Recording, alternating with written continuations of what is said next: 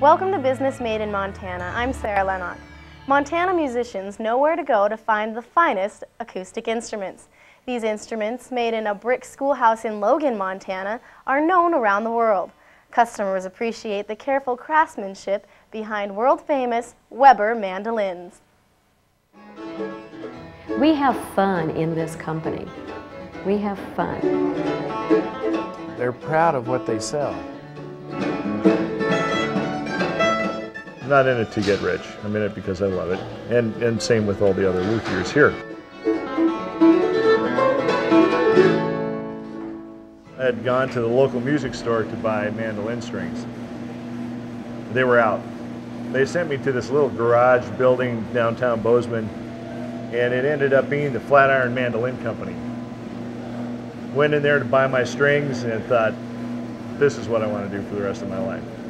He was the real eager guy at Flatiron that was, doing everything, and then all of a sudden one day he's the sort of the head builder at Flatiron, and then all of a sudden he's the guy I went to talk to if I stopped by there, and he was the guy in the front office, so the evolution was very quick for Bruce. But the tried and true instrument is maple back, spruce top, maple neck, ebony fingerboard. It's a recipe you can't really fail with. This is where we take the rough wood and glue it into usable sizes, and it's milled to a certain part.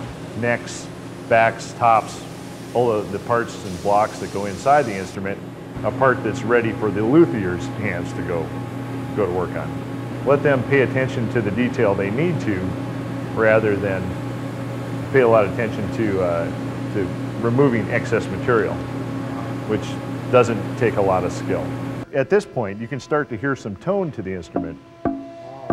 It all has to come together to create basically a bell, something that'll reflect the sound into the instrument. Every process from this point on is to build on that tone, improve it, get a little more volume, and just bring out the life that's there already. Gibson Guitar Corporation bought Flatiron shortly after I started working there.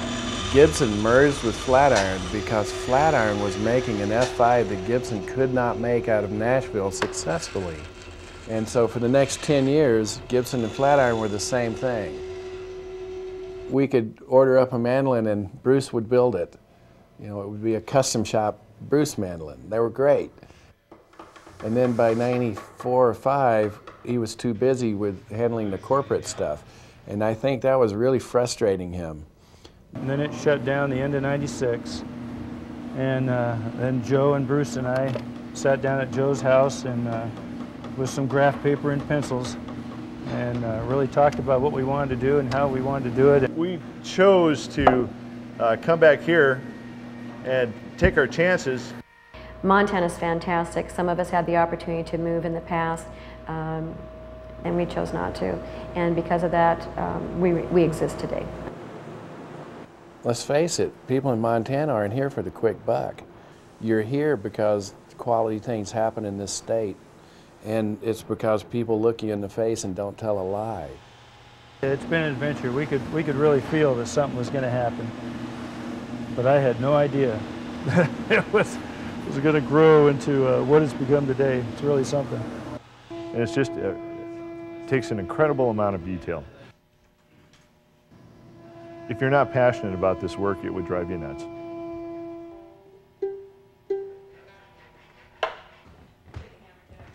This mandolin will end up in somebody's hand being played one day. And I want them to be as happy playing it as I am building it. But he wants to make a high-quality instrument that he has his name on and can take humble pride, if we can say it that way, that name is on the peg head.